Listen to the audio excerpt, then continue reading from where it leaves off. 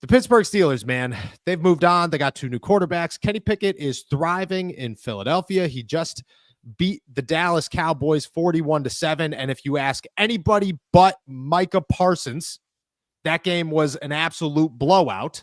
And the scoreboard is really all you need to know about that situation. But, well, Kenny is preparing to potentially start again. He missed practice dealing with a rib injury, but we all know those vitamin T shots, they do wonders, and he'll be just fine because he took 2 of them last week.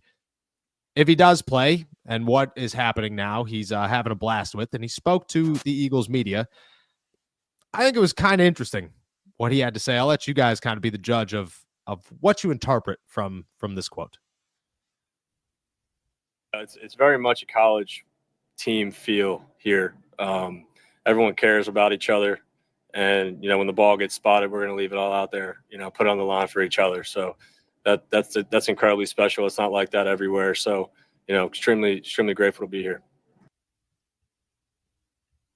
Not like that everywhere, huh? Kenny Pickett's got experience in 2 places, my friend.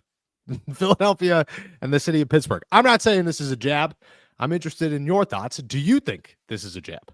No, I don't. I think this is him ingratiating himself to a fan base that is probably going to boo him if he has a bad game in a meaningless game in week 18. But even if we were to take this seriously, of course, it's a great atmosphere and it's a great culture when you are already the 2nd seed and winning basically every single game that you're playing. So even if it was a jab, it doesn't make much sense, especially coming from a team that a couple weeks ago, there was the entire Jalen Hurts and A.J. Brown drama. Shoot, in that game against the Steelers, Jalen Carter and Nick Sirianni were trying to get into a fist fight because Carter decided he wanted to slap somebody upside the head. I think it was Connor Hayward. But I don't think this is a jab at all. I think this is literally him just saying, I'm going to say as many nice things as possible because if I go out and have a bad game on Sunday, even if the game doesn't matter, I'm going to get booed and potentially getting batteries thrown at me. So don't do that because I'm nice to you guys.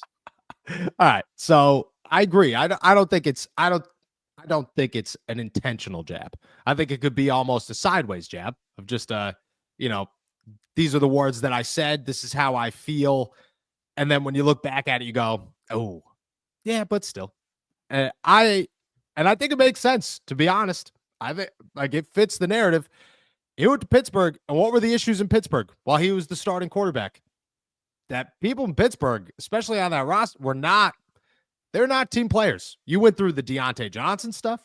You went through the George Pickens stuff. You went through the Kenny Pickett not wanting to be the emergency quarterback stuff. You went through a lot of stuff with selfish players. Chooks Okorafor gets benched for whatever he potentially did at whatever point. Just feels like it makes sense. You add it all together, and it might be a formula to say he's got a point here, and in Philadelphia that apparently isn't happening because everybody's just ready to fight with how much grit and readiness they have to put it on the field for each other. The city of brotherly love, man, is just all about kicking each other and playing for each other all season long. I'm not going to say it's a jab. I will say though that it is maybe jab adjacent. It might be jab adjacent where you look at it and go, it wasn't. His subconscious took a jab at the Pittsburgh Steelers. I think that's where we're at there. So we'll see what happens.